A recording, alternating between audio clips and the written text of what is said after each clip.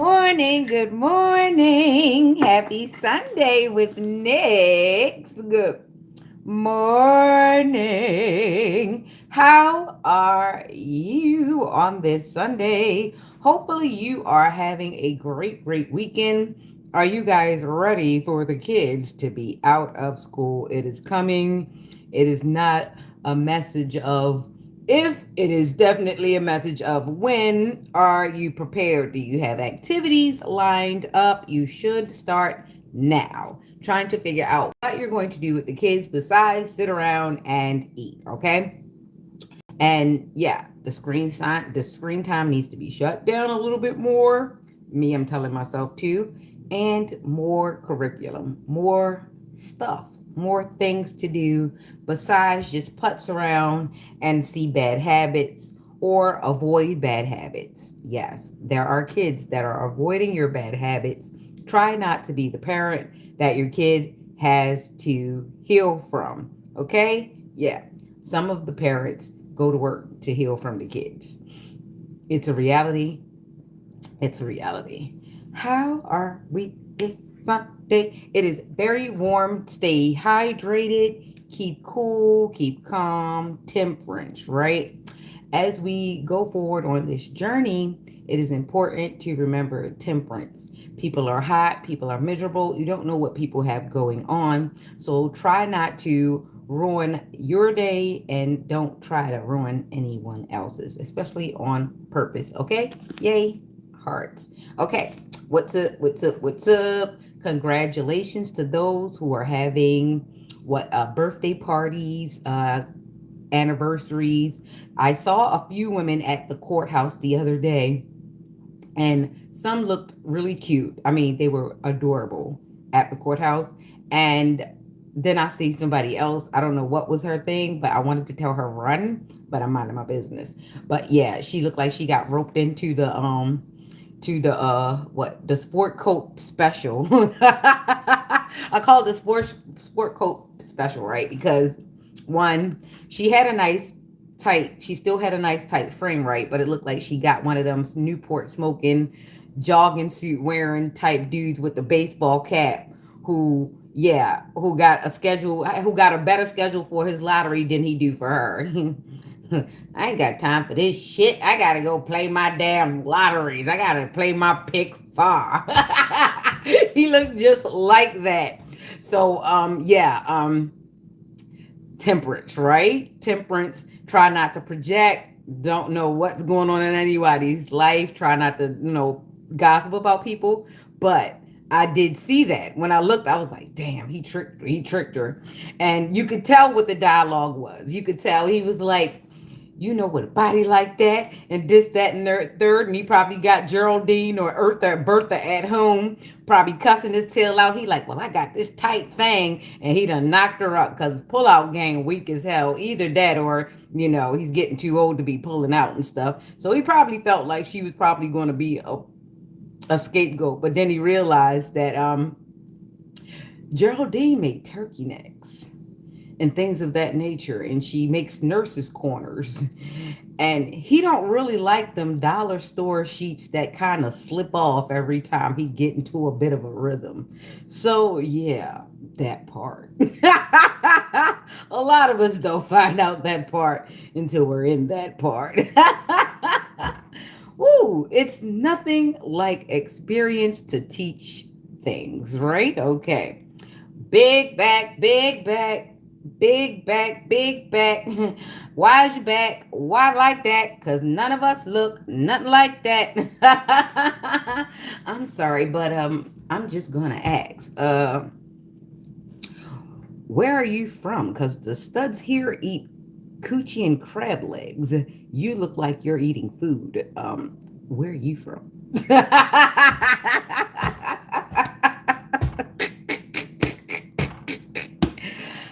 Woo! That is a linebacker. It does not come from here. That is a country back. I'm sorry, sir. It stands out. It looks big. I mean, ma'am, sir, ma'am. I don't know what it is, but when I see it, I know it is not natural to the environment. That is an imported big back. And it's here to do something. It's just not natural to the environment, so it stands out.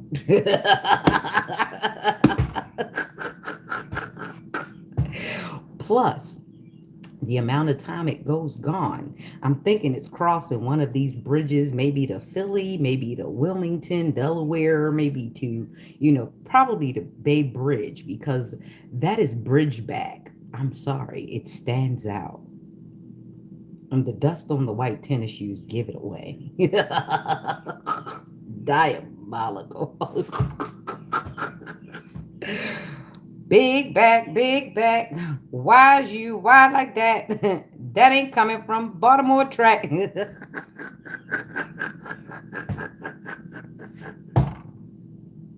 I guess I'll call you Big Cat around. All right, so let me stop cutting up a little bit, just a little bit. But I've got to take you here today because we're going to go into Secret Squirrel. This is a 3D printed squirrel. So this lets you know that anything is possible. You see how it goes from one color to the next. 3D printers are the next thing, right? And that just says that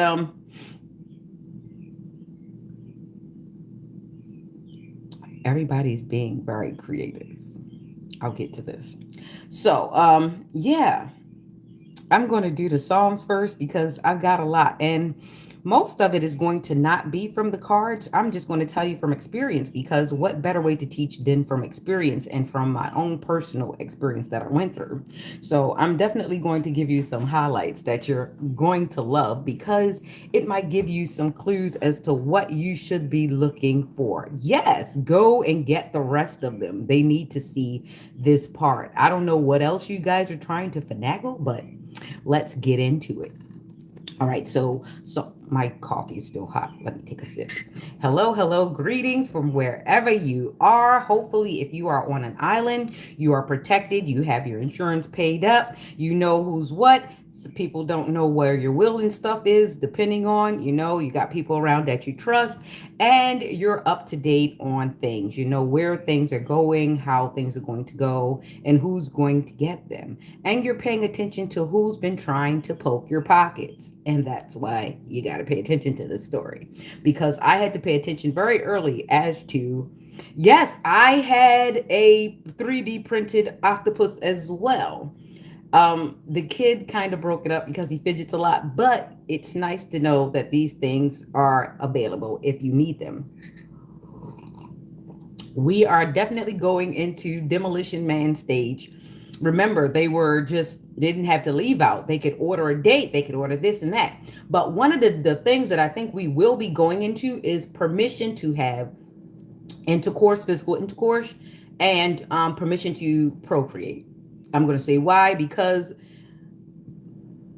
with so many people running around trying to take away people's free will by sleeping with them without letting them know the status and or taking them and giving them things without letting them know. We already had this thing in Philadelphia where there's a scare with AIDS and HIV because of the dentist.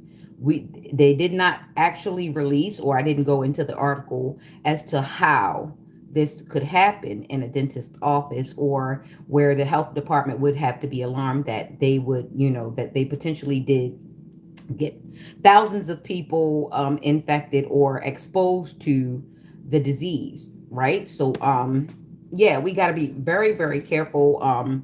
Know about the practices, look at the hygiene practices. Even if a person has been open years, we're finding out that people have been operating for years illegally and out of order, right? People have been cooking the books for years. It can be done. It has been done. It is still being done. There are people who are working on us in professional sites all the time, and they are not properly licensed. They are not properly regulated. The books are all messed up and everything. Yet these are the people that would make you jump through very elaborate and egregious hoops just to be in their presence, just to be part of their clique, their crew, or on their staff. However, they're all sorts of wrong, all sorts of crazy. You know what I'm saying? So just be well and diligent about yourself. Know your boss. Know the flags. Know the red flags, and we're going to go over a few of those red flags as I give you a few of my firsthand experience, a little bit of my firsthand experience as to all this stuff that's going on collective because I didn't choose myself as a target. I was targeted, and by the grace of God, I was able to pay attention just enough to see exactly what I wasn't supposed to see, and it kind of speeded things up for myself and my adversary. So it was quite an experience, and have the wherewithal to know when things are being done to you versus done for you, and know when you can change that trajectory, because at first things were being done to me, and then once I was able to open my eyes and get myself situated, I had to turn them into things for me. And that is the difference of letting life happen and living life. That is the difference between breadcrumbing yourself, allowing things to happen, and you just go about reacting to them, as opposed to making plans and having some type of foresight and playing a bit of offense in your life. Okay, you got to play a bit of offense, and as you get more experience, you'll be doing offense more than defense. Defense is a great play, but only in football. Okay, defense is looks great, but we see what defense gets you. It gets you concussions, it gets you torn ligaments, it gets you jacked up in life over time, you know. You mess up your clavicle, you mess up your spine cord, you mess up your brain, your cortex. Your mental is changed, and then on top of that, as a football player, you're told that you have to perform, you have to do this, you have to do that, and you have to use your physical body to get it done. Now, in most sports, especially like soccer is just as dangerous as football. So it's international football and American football. Either way, those two are two of the most dangerous besides hockey, because hockey is this. Woo! I'm scared of hockey for the skates and the ice and the cold and the checks. Like, there's so much. It's so Slavic. It's so Russian. But yeah. So with that being said, I would rather be playing more offense in my life, you know, more strategic, more getting the plays done, finishing, doing my goals, milestones of that course, first down, second down, you know what I'm saying? Not a lot of timeouts, don't want to do that. Carryovers, you can go into overtime, but definitely love to go into overtime. Maybe make it to 120. That would be cute. That would be so cute. But yeah, you know what I'm saying? So let's try to play more offense than defense in life, because look what it's gotten the football players.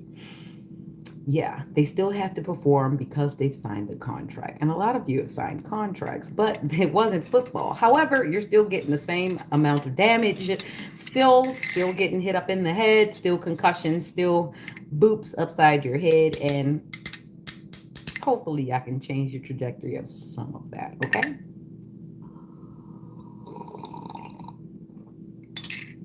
So most of us have parents, right? Some of us claim them, some of us don't. Some didn't like us, some did. Some had no other choice but to kind of like us because the other parent was going to cause hell. And some really did like us, and some couldn't like us as much as they wanted to, because the other parent was going to cause hell because the other parent is jealous. And the other parent didn't have good parents. So you see what I'm saying? Generational curses. Sometimes if your parent doesn't have a good parent, they don't want you to have a good parent. I'll say it again. Sometimes if your parent didn't have a good parent, they don't want you to have a good parent. I know, right?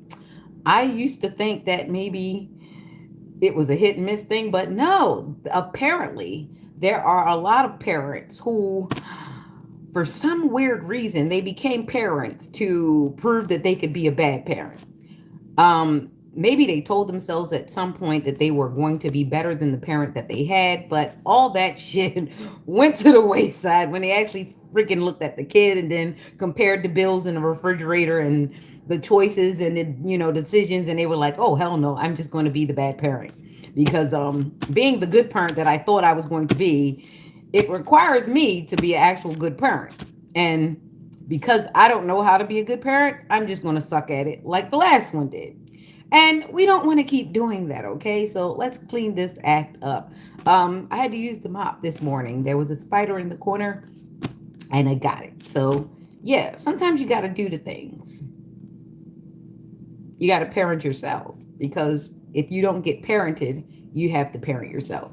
And eventually you get the gist of it, especially when you are one of those other ones that see the non parenting and go the opposite direction. Unfortunately, for a lot of us, subconsciously, it was do as I say, not do as I do, and we still ended up doing as they do. So you have to unparent that self and reparent yourself. You have to pick up things that you know are healthy and make the decision to say, hey, this is going to further me in life. That won't further me in life. I saw examples of this, I saw examples of that, and it didn't go quite well. I didn't like it. It didn't make that person's life any better, and it definitely didn't add to mine. It actually made me want to run screaming like, ah, okay. So a lot of us are coming into that decision, and a lot of us are coming into those moments where we're remembering that exact moment where we were like, nah, I'm out. Yeah, I realized that I checked out very early in life. I checked out back when the color cells on the TV were blue, red, and green. And you could actually go close enough to the screen. And if you looked close enough, you could actually see the red, the green, and the blue. That's how early I know I had checked out. I checked out when Patch dolls, when everybody was debating about the Cabbage Patch dolls with the belly button and deciding whether or not they wanted it to have privates and stuff. That's when I checked out. I checked out when I went to the store. It was a basement store on the way to Lyndhurst. I checked out when I was sent to the store with a food stamp. And I know we didn't get them, but we had some. And I think it was a brown burgundy one. And I looked at it and I just couldn't figure this shit out. Because I was like, how we get some of these? Right? I was like, how the fuck did we get some of these? I don't recall my mom went to work. And as I recall, she didn't come home for days at a time when she went to work. So it was like, how did we get these? And then I remembered Renee, and then I remembered Danny, and I remembered Muscle, and I remembered all those things. And I remember certain things, right? So, and I remember Danny used to wear these braids with the beads. And I used to want these braids with the beads, and I would always get denied these braids with the beads. And now I get it. It like all circles back to me of why I was denied the braids with the beads, because some parents don't get the parents that they want. So they decide that you can't have a good parent either, even though they're the parent. I'll never figure that one out, okay? So let's keep going. All right, so we got Psalms 43. Let's get the cover. Did I bring a scarf down here? I didn't. Okay. I think I put my scarf upstairs, but I'm going to wear Alex's new hat.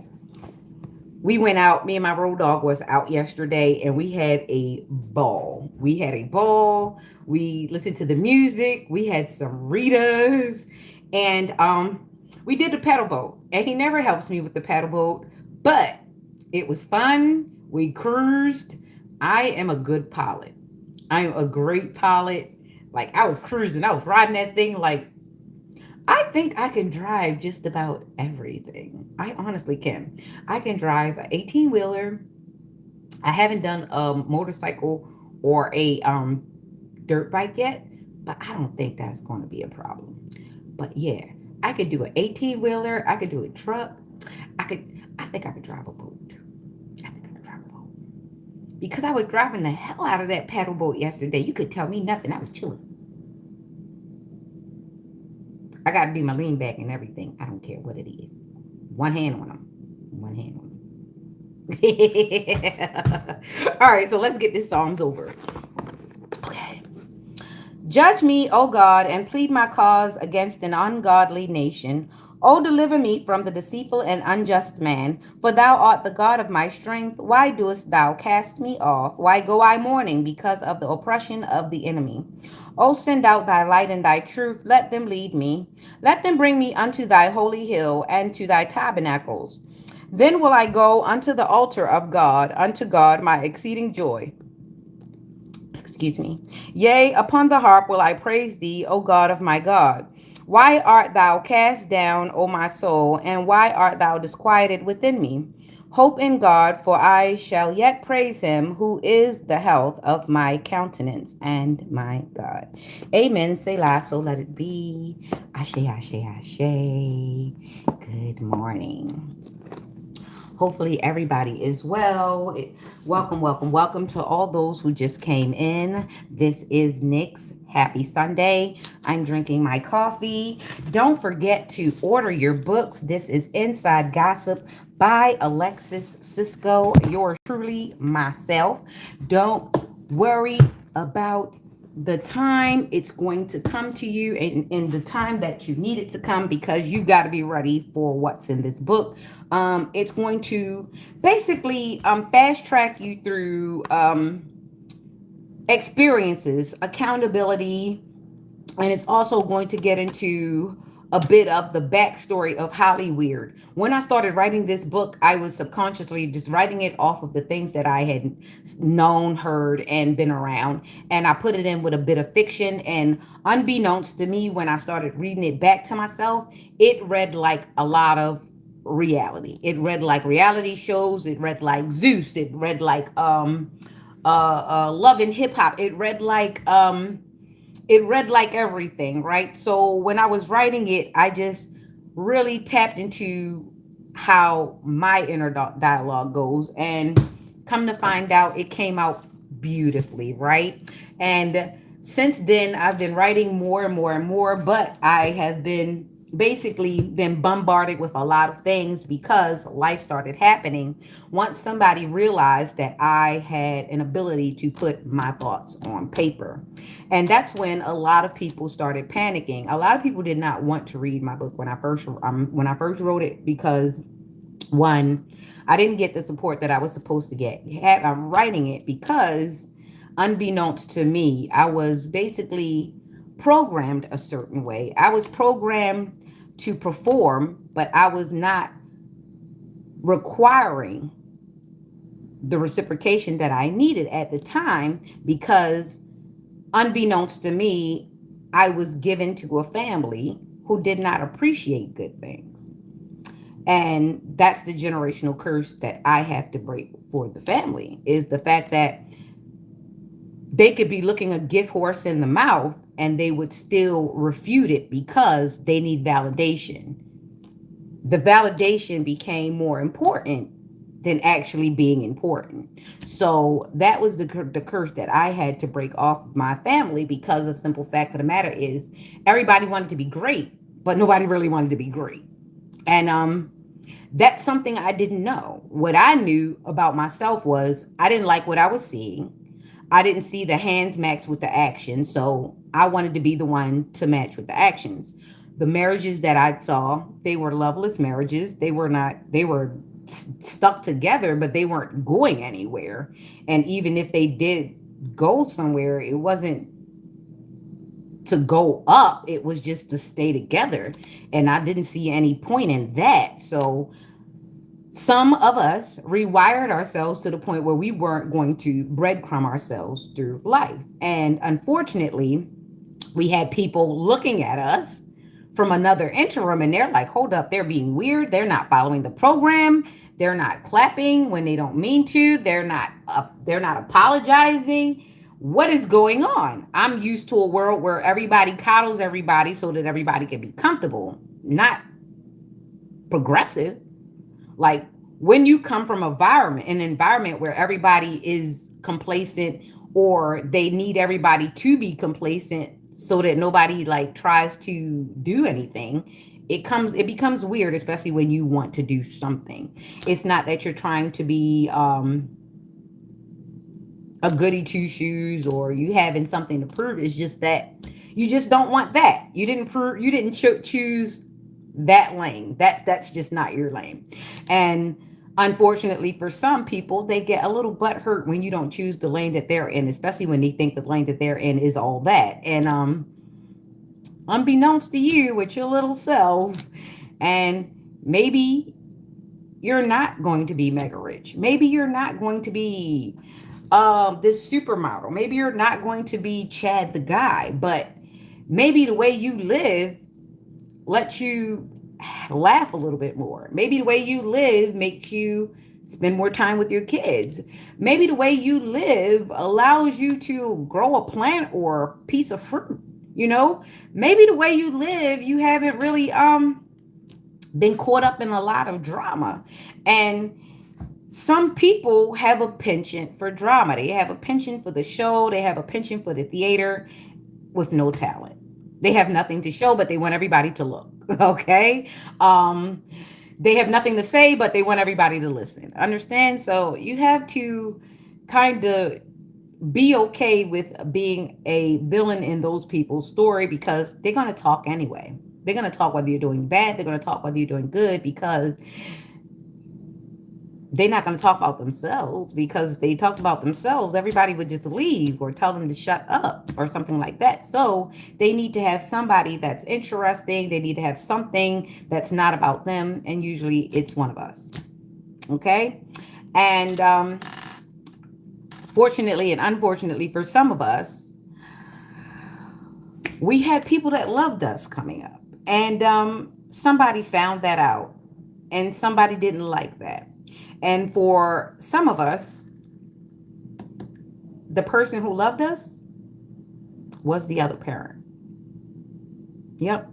Sometimes it was the other parent. Sometimes it was that estranged aunt. Sometimes it was the grandparent. Somebody loved you.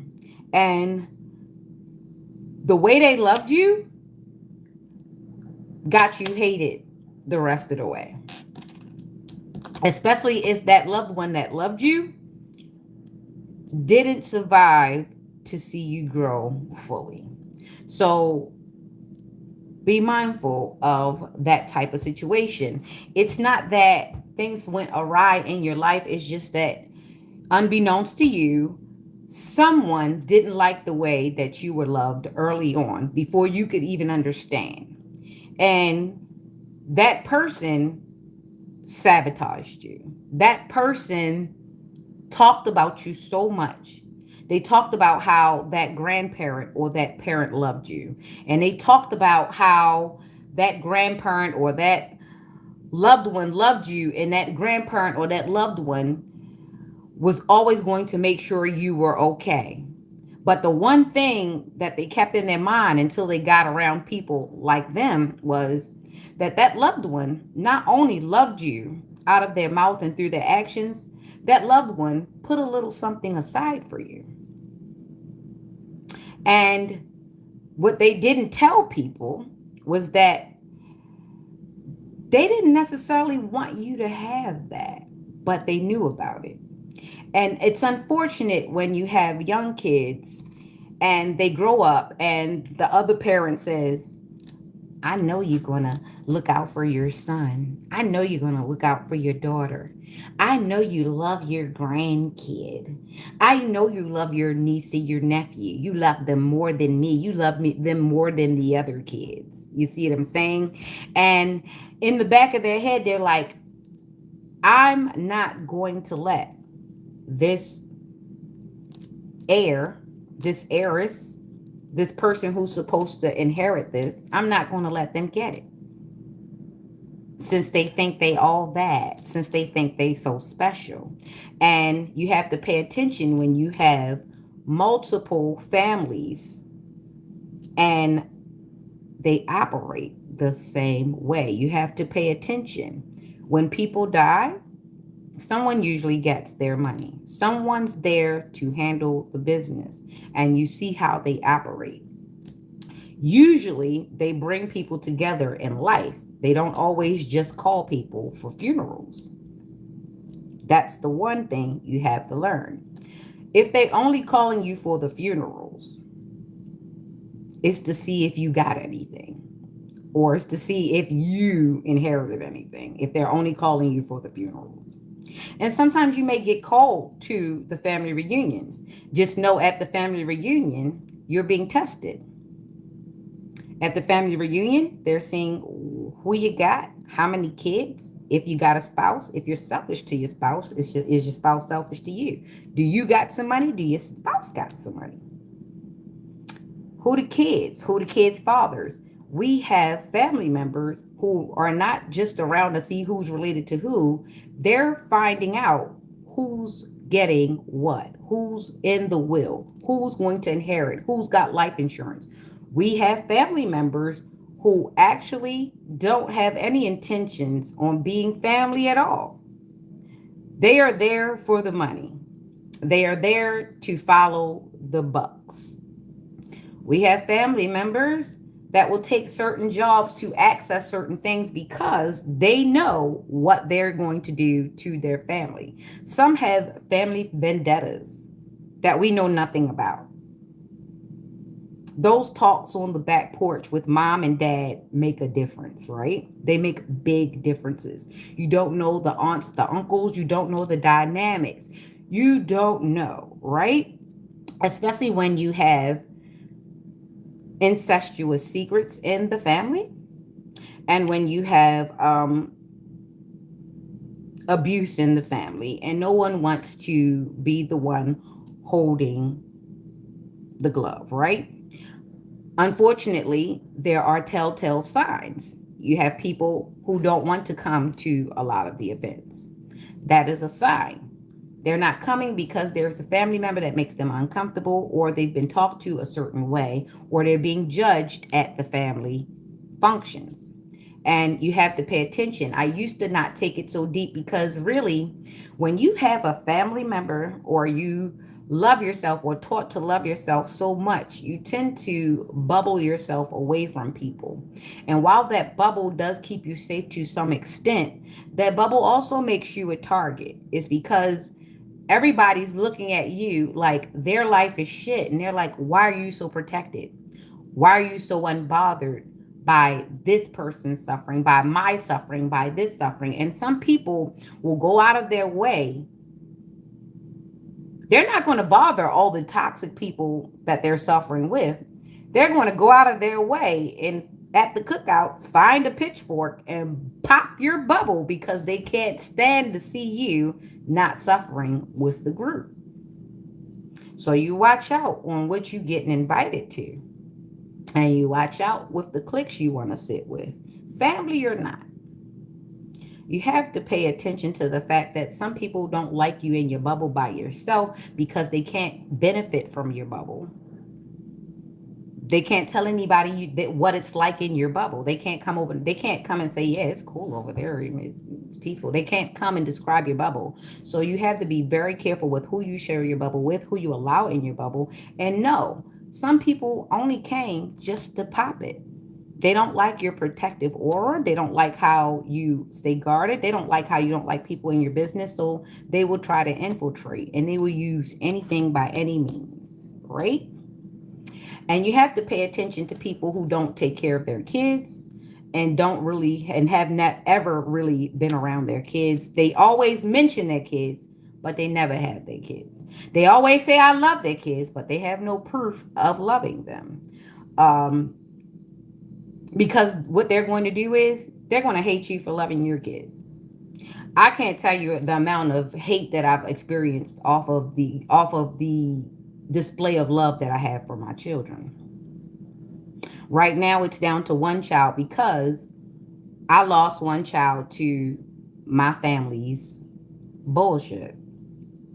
They saw me having an experience that they could never have. They saw me doing something that they would have never done because they're too busy chasing money and not the experience.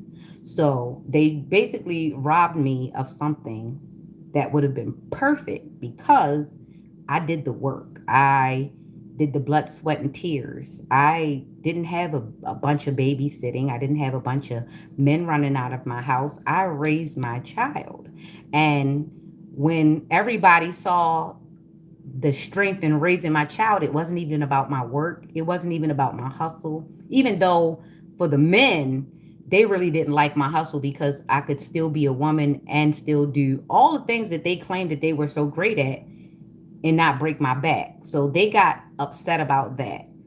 But a lot of the women got upset about my motherhood. A lot of the women got upset the fact that I wasn't quick to raise my hand to my child. A lot of women got upset that I wasn't going to sell no tail to take care of my child. A lot of people got upset at the fact that I was there. I didn't put them before my child. I remember my sister asked me to get a babysitter for my child so that I can hang out with her. The fuck would I do that for? That's one thing I learned from her. I learned that from her. I got abused because she wasn't taking care of her children.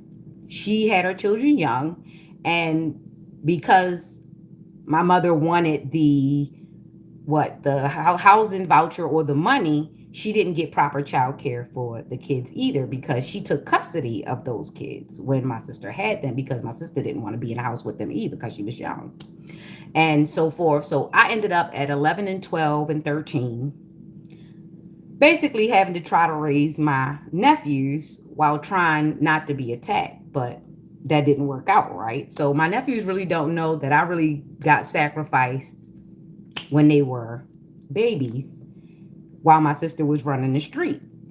So that happened to me. And my mother knew about it, but she didn't want to pay a babysitter. So basically, I was left there because out of convenience. She had to work, and my sister was in the street. So I was left there trying to figure things out. So when a situation happened, I ended up hurting like this part of my wrist. And I remember it was a surgery. I was taken apart. I was trying to control my mind because the stuff had happened.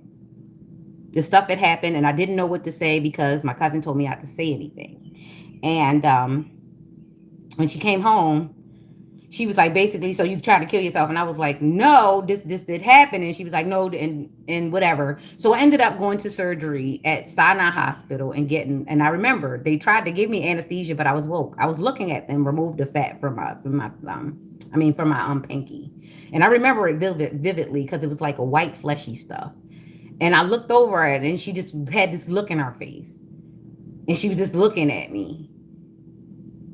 And I remember just being sent away for the summer. I remember just being sent away for the summer. That summer I spent at grandma's house, and all the talk was, oh, Lexi tried to do this and Lexi tried to do that. But everybody avoided what was the big picture was I had been abused. I had been abused by someone in my family who was being abused. And instead of them actually seeking help and saving the kids, they just split the kids up to see who was going to get money for which kids in which house. And that's how a lot of things happen. Instead of them get therapy or psychiatrist or called, that was an issue where child services were supposed to be called, but because nobody was going to get money from it, nobody called child services. They just said, hey, you take this when you get food stamps, you take that when you'll get food stamps, this, that, and the third. So that was the situation that I was put into. However, I still kept persevering and still paying attention, and a lot of things happened and I paid attention to that. So fast forward, the book. So after I wrote the book and I started really going back and I was thinking and I realized that I didn't have a great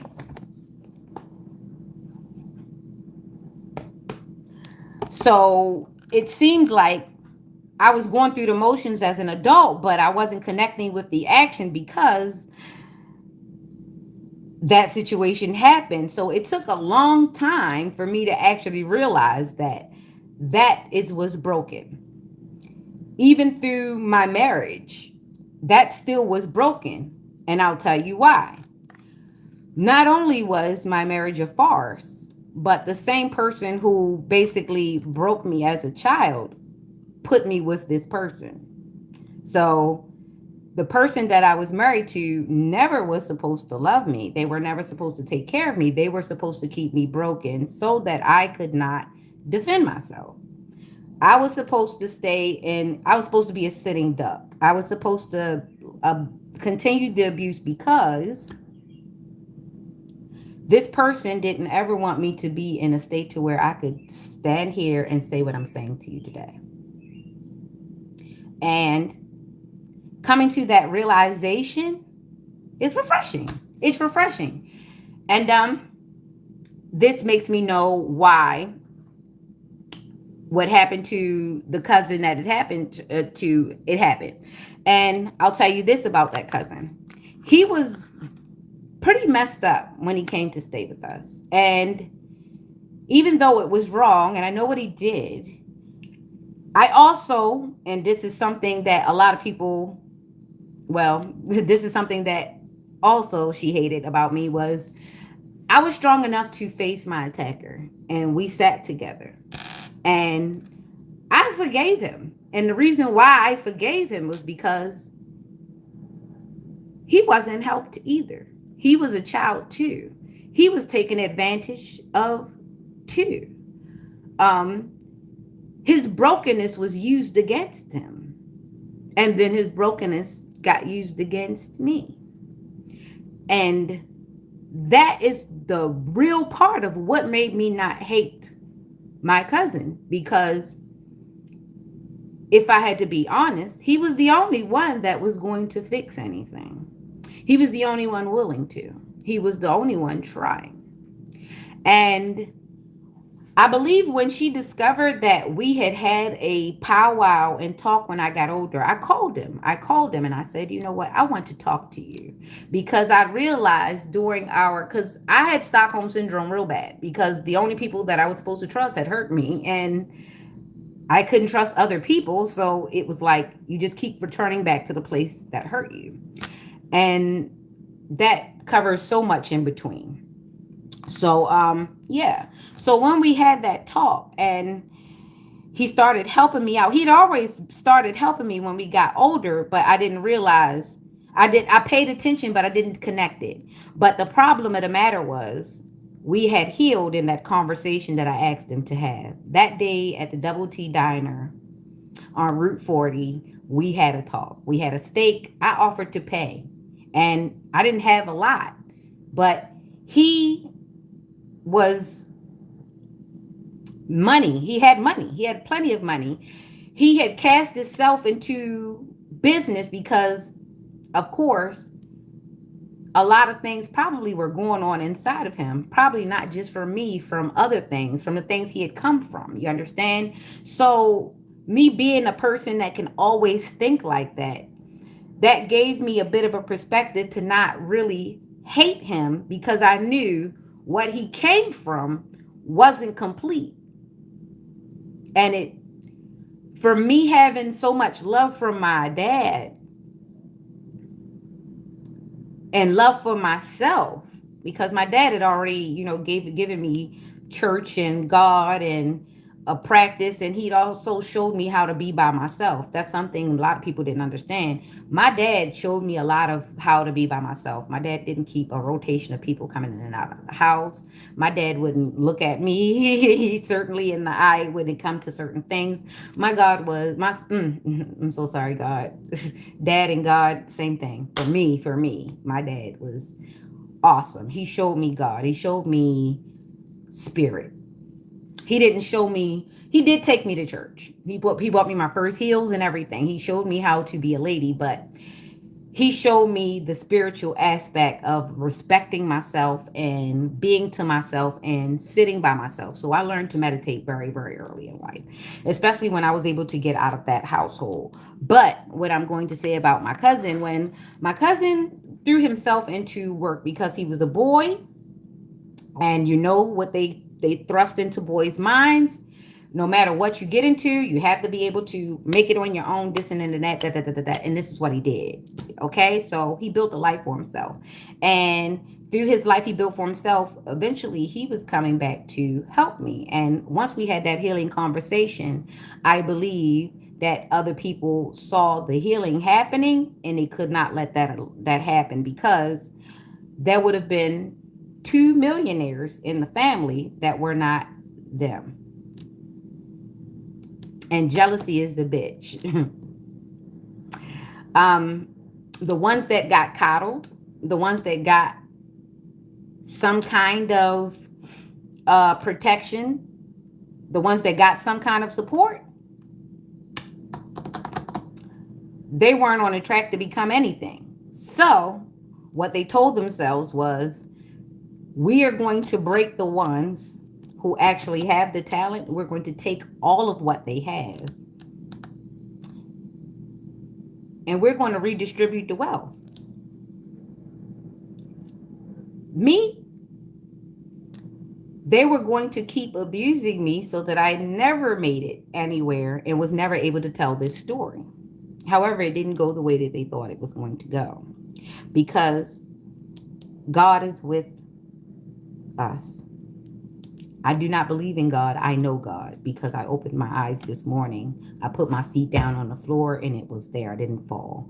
I know God because water is wet. Okay. I know God because I'm here today, despite all the efforts that have been put forth for me not to breathe today. And this is where I'm coming to the round the bend of the story. So my father, being a spiritual man, me and him, we do a lot of things alike. A lot of people will tell you that, oh, she got this from me. No, y'all watched me and y'all copied me, because y'all been planning this for a long time. Ever since you were able to get into my dad's family or whatever, you guys researched and you guys did, you knew what was coming from who and who was coming from what. So you guys already had this plan. I just was never planned to make it this far. And I get that. I totally get that now. I feel no ways about that, actually. Being as though I've been in your company, I don't expect anything from you. I don't expect anything better from you at all.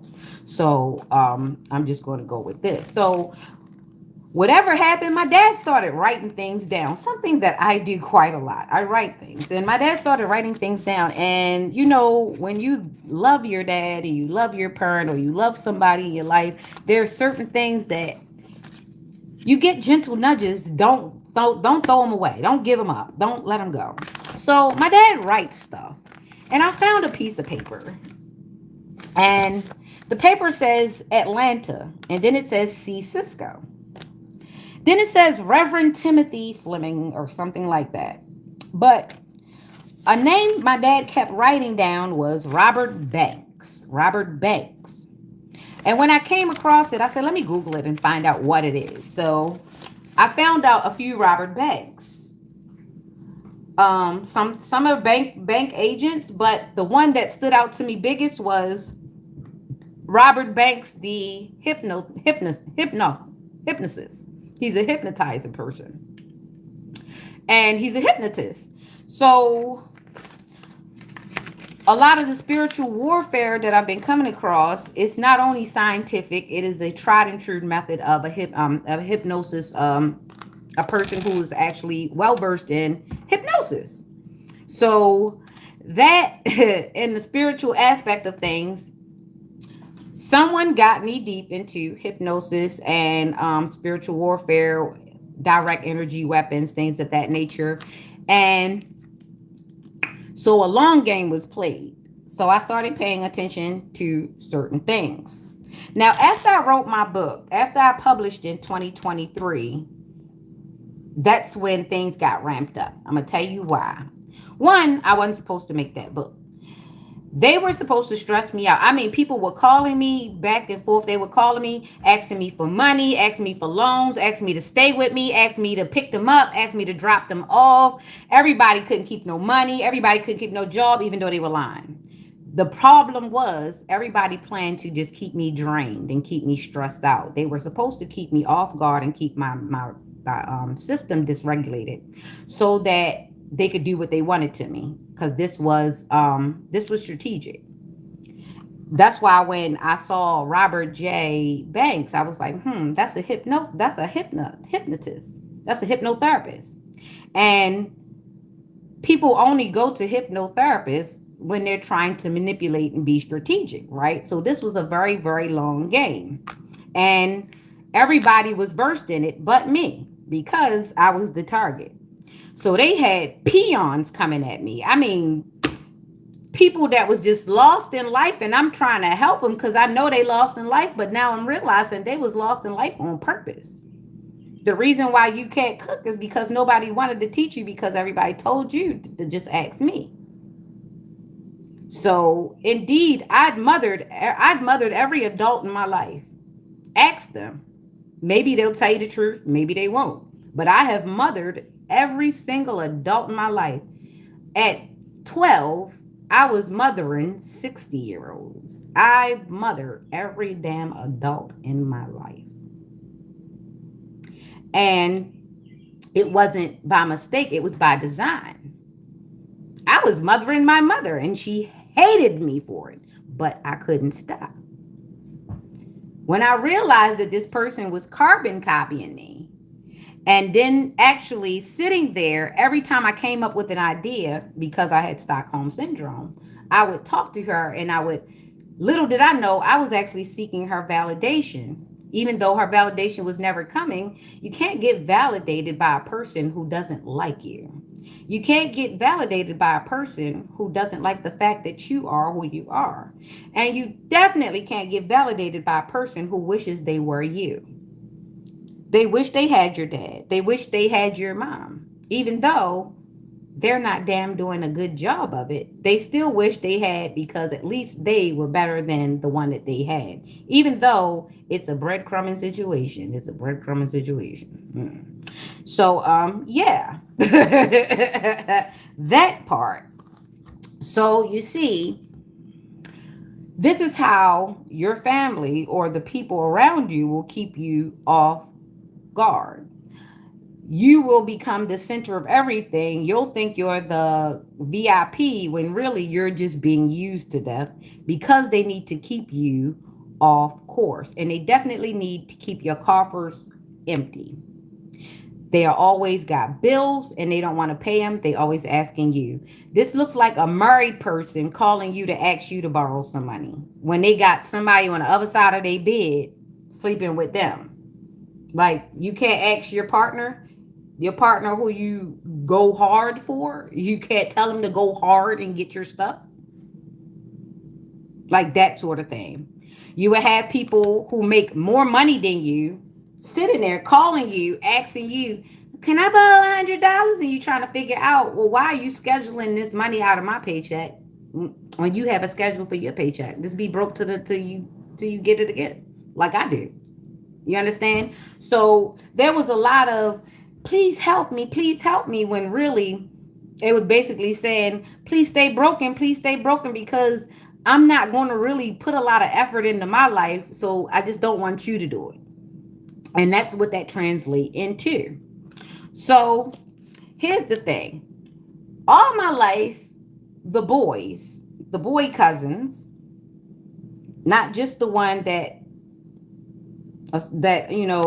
happened with, they always kind of used me and stayed away from me.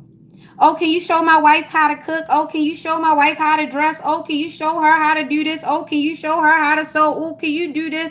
Oh, what do you do for kids to do that? What do you do for kids? And somehow I'm the expert, but yet out of their mouth and what on paper, I'm the feeble dummy. And that was not a mistake. If their kids had the truth in them kids will tell you, Well, she actually is better than my parents, but my parents going to pay me more. My parents going to bribe me more. She actually was kind of a little better to me than my parents, but my parents kind of didn't like her because they thought she was doing too much. They thought she was doing, or my mother was jealous, or my father, he kind of crushed on a lot, but my mother, so he can't really be around her. So it's not like I wasn't paying it attention. It's just that I wasn't taking it that heavy. I didn't really know the plan. So that was part of that too. So I'm paying attention and I'm like, dang, everybody seems to say I'm the best at this, I'm the best at that, I'm the best at this, but when it come down to having fun and actually enjoying the stuff, uh, can you get me a plate? I need a drink. I'm broke. Can you do my hair for $20? Bitch, I ain't no crackhead. You know what I'm saying? So it was a lot of that going on. So you have to pay attention when people keep trying to use you, keep trying to ask you to be there, but they ain't giving you nothing. They want you to be there first, but they want you help. They don't want to serve you. They want you served. That sort of thing. So you got to be mindful when people really want to use you up. Fortunate for me, I've done so much for the people. I don't have to feel no kind of way. I don't have to care. Like God has given me a karma of dharma number of zero. He said, because they sat in your face and poisoned your life over and over and over and over. And I mean, over and over and over again. All you have to do is keep your hands clean. Because they have poisoned your life over and over with all of their toxicity, all you'd have to do is keep your hands clean. And that's what I did. So now we come to fruition. I went to somebody has alert set on my money. Somebody has something in the system the way they have to know my money. So there's either a government official or FBI, CIA agent, police. Somebody is using their access to the system to see what I got going on as far as my money, right?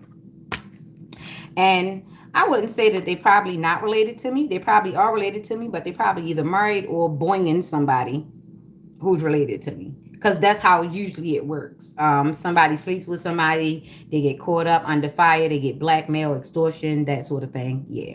So I know that's what happened to my cousin. I don't believe that tractor trailer incident was an isolated incident at all, because they have hypnotherapists. They have people who are willing to put chemicals in your stuff.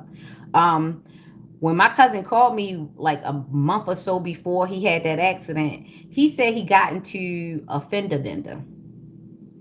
And that was strange because he was talking me through my CDLs and me remembering everything he said to me. One, he said, you can't get into no moving violations, point blank, period. So then he turned around and got into a moving violation, but it happened when he was in Maryland. It didn't happen while he was out on the road. It didn't happen while he was dead, and everywhere. It seems to me whatever happened, it happened to him every time he came into Maryland or got close to these people. Something would happen to him because he had a flawless record, but he was making his money. And that's the thing. They really didn't want him to go nowhere because they was using him for his money. But the issue became when he started using his money to help me.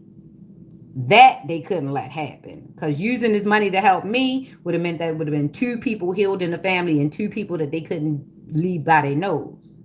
Because if me helping him would have healed him, he would have stopped giving to them. And that's what they couldn't afford, was for him to stop giving to them.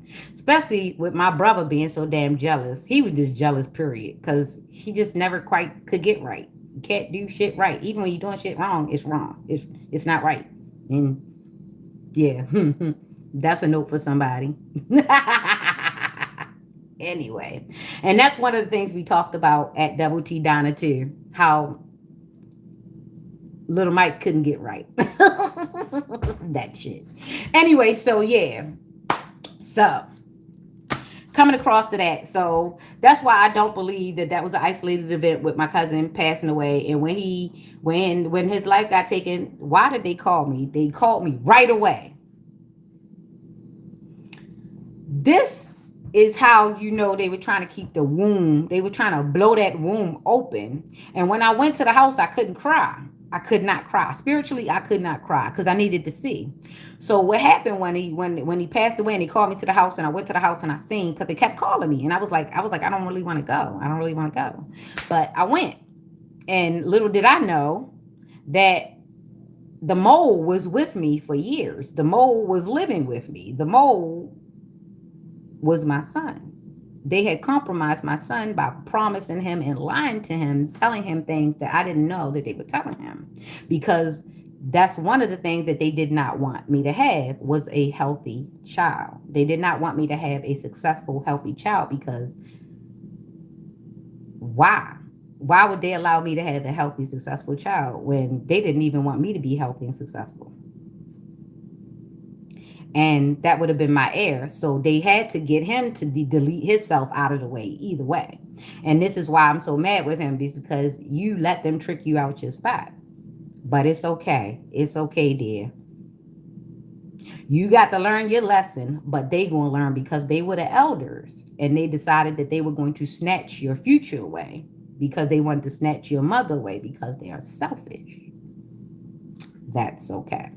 So, fast forward, like I said, I saw everybody who was crying in the room, and everybody that was crying in the room shouldn't have been crying. One, why is your husband crying? He don't give to nobody. Ain't nobody on his health insurance. You brought him over here to take from you and your kids. He's living off of you and your kids, and I don't know what he's doing to you in that bedroom, but he's not giving you shit. And he destroyed. Basically destroys all everything as far as he destroyed all of your friendships because he's messing with all your kids and trying to mess with all your kids and messing with all your friends and mess with everybody in the neighborhood and coming and sitting in your face. So when she introduced me to my husband, my ex-husband, her basic thing was to make sure she wanted the trauma bond over cheating men. And that is not a trauma bond I'm willing to go through. You can have your cheating man. I don't want no cheating man. So all that I was pushing aside. And they was doing everything to push him back. Love bombing me, financially abusing me. Stop paying her child support. She'll ask for you to come back. Don't watch him. She'll let you stay the night over there, things of that nature. So he was being coached because he's not inherently that smart. So he had women in his head telling him, look, just do this and she'll do that, do this, because they've been left alone with kids. So who knows better how to make a person miserable than a miserable person? So they were telling them what to do because it had already been done to them. For me, I don't want to be you, and I don't really like him, and I don't even know how we got here. So I pushed all that back. Wrong. I wasn't supposed to do that because he was supposed to stay married to me long enough to either kill me or put me in conservatorship, drive me crazy, right? And then him and his mom was supposed to skip off into the sunset and get food stamps or whatever off my child because my child, unbeknownst to them, he's like starting to talk, but they weren't going to help him talk. They were going to keep him traumatized to the point where he couldn't talk so that he could be abused and the cycle can continue, right? Because if he would have ended up the heir, they just would have lived off of him and he couldn't have said nothing. He wouldn't have been able to tell. And this is why they want him away from me so bad, is because I'm going to make sure he can communicate. And that is one of the issues right there. He never want that child to heal, because if that child heal, he gonna tell what he did to his twin brothers. He gonna tell what he did to him, and he gonna tell what he was doing in that hotel with that big girl who claimed she was his wife. That's another thing, because I ain't never take that man last name because it was something about his last name I didn't want. I just didn't want it, and that's just how God and the Spirit work through me. If I don't feel no overwhelming nudge, Spirit won't let me do it. And it was the best thing I ever did in my life, was not accepting that man's last name. Spiritually, that would have been deadening to me. That would have messed up my daddy's coffers. No, thank you. So, Back to country, big back in them. Big back country in them. My bad. So, back to the situation. So, as I mentioned, we always got dropped off in Eastern Shore. Well, little did I know across the tree line, or did I know across the tree line, I had family across a couple of tree lines up there, up because Maryland is 23 counties. We got Calvert County, Dorchester, we got Queen Anne's, we got Susquehanna, we got all these different things. Rehoboth, we got the DC, we got DC, the province, we got all this stuff. So we're really perpendicular to a lot of things. We've got Virginia, we've got Delaware, we've got Philadelphia. All these things is right there. So me not paying attention and being young and just trying to get along with the get along, as my dad was trying to show me certain family members, it wasn't really melding that my sister lived in Philly when she passed away, and I know a couple of her family members that be up in Philly all the time. And what's crazy is how y'all with all y'all kids smoking meth and crack still got y'all kids smoking meth and crack. However, when my sister decided to go up to Philly with her habit, she ended up gone from this earth, and all her kids spread like the sands. And the kids that I tried to get, y'all told me I couldn't get them. Want to know why? Because you didn't want me to get the money that went with the kids, because I would have actually taken care of the kids. So we know that Hill kids ain't a good thing as far as the money. Hill kids don't make money, right? That. So you kept them kids away from me. And shout out to them kids who are grown enough to call and reach out. It's okay. No love lost, and definitely no love gained. Because by now, if you haven't reached out, you've already been recruited to the dark side. And that is okay. If you grow, God bless you. You just missed this shit. And I'm telling you the truth. You really did. Okay? All right. So, going forward. Now, the thing about this, knowing that they had all of these roots back in the dang country, paid it no mind. Because again, I'm living the best as I could. I'm being distracted by every situation thrown at me. The city, living in the city, we got cousins who are being told, go ask her, go get her, tell on her, say it's her, blame her, it's her fault. I'm nowhere around. My cousin is like laying there, feet up on the motherfucking ceiling, about to have a baby, and guess who get blamed for it? Me. I'm somewhere living my damn life. Wanna know who blame me for it? Her mother. Wanna know why? Because she ain't raised her child. She expected me to raise my cousin, who's a year older than me. How am I supposed to do that? Tell me. Either way, didn't mean I didn't try. So, I'm buying her clothes. I'm buying her shoes and stuff, even though she got a whole mother in the house and a bus driver for a father. I'm buying this wench clothes because they said that they wasn't going to buy her no clothes to be out in the street. No problem. 6 kids later, whatever. All right, leave me alone. Stop blaming me for things that I'm not responsible for. I would never sit there and have 6 kids because I'm not babysitting all of them, and I like having a damn life. And pardon me, but I would allow my womb to heal in between each kid. Them is too many kids. Hell no. Ain't enough recon, food stamps, TAM, SNAP to do it. I'm so sorry, not me. Not me. So that's how I escaped that. That's why I only have 2. I only have 2. I picked from column A and column B, and both of them suck. Right. Thank God for having a dad. Having a dad made me know, don't have no kids unless you really want to raise them. And I really wanted to raise my kids. Unfortunately, I did not know that somebody already had pre-planned to destroy each journey I wanted to take a part in. Why? Is because they had already been ruined. They already ruined their generation, and they had already been in the process of raising their kids. Of ruining their kids. So this is what happened. All right, so fast forward to the scumbags. So this what made them really go hard on me after the book. After the book. So I get to making my money, traveling and stuff, and they see I might eventually get married to somebody who might actually keep me away from them and might actually allow me to grow into the person who I am supposed to be, who I am now, right? So they start calling, they start connecting to people using my son. They keep current on my mail, they keep current on my financials, they keep current on who I'm dating. So now they're sending in people. Now they're not even allowing me to meet my own people and then bribing them. Now they sending people, they paying people and sending people, and they trying to send people that have diseases and nasty habits so that I end up in some type of situation. They're sending people who trying to smoke crack, all sorts of stuff. I'm not a pill popper.